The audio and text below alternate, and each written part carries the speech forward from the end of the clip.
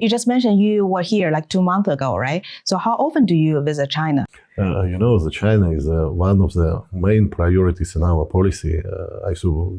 Frankly speaking, on Russia and China, it's core partners of Belarus, and that's why we're forced to develop our relations on the bilateral basis on all levels.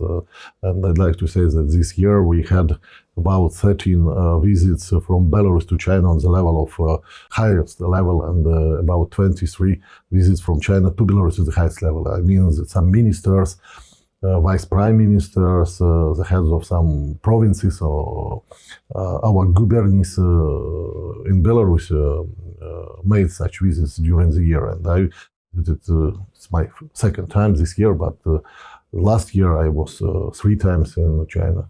This will be the 5th time for China to host the SCO summit, and it's expected to be the largest in the SCO's history. So what expectations do you have for this year's summit? We are very interested to develop all the initiatives of Chinese, including artificial intellect, green technologies, Silk Road Initiative as a new initiative of your leader dedicated to universal governance. Also will be presented during the summit. This initiative is very interesting for us because China shows the full respect to the international community and his responsibility to show the way to all the planet, how to develop the relations and how to create a more stable and peaceful planet. Today it's very important. And how do you see China's role within the SCO and its contribution for the regional? China is one of the key actors in these organizations, and the 5th time leading the summit, it shows the dedication of China to the principles of Shanghai Organization, especially through the special Shanghai spirit, which is based on the grounds of this organization.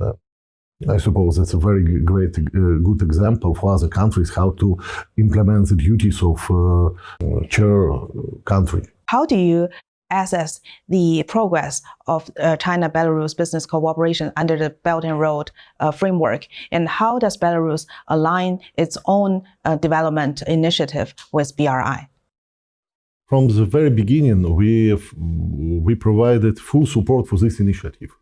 Because our president, from the beginning, found out that that's very good instrument for us, not only to develop the relations with China, but also to develop our facilities in trade, economic, logistical sphere, and our relations with other countries which participated in this Silk Road Initiative.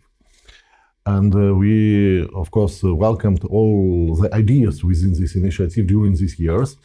Participated in all the political events dedicated to this initiative, on which were elaborated some ideas, concrete ideas in economic, financial, transport, and other dimensions. And if we speak about the relations, trade economic relations with China, it's growing very, very rapidly.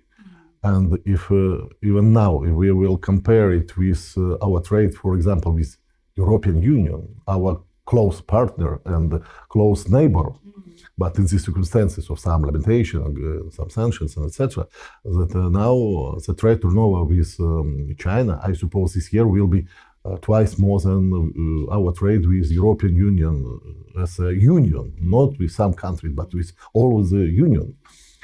We have very interconnected relations in the economic sphere with China, and sphere of agricultural and food security, in providing China with our fertilizers, with some powder milk, with some forest industry products, and many others. But we took from China some machinery, cars, some technologies, equipment for the development of our potential. And this cooperation, trade economic sphere, is mutually beneficial, and that's why we are not compete each other in many spheres. That all brings good opportunities for us to develop.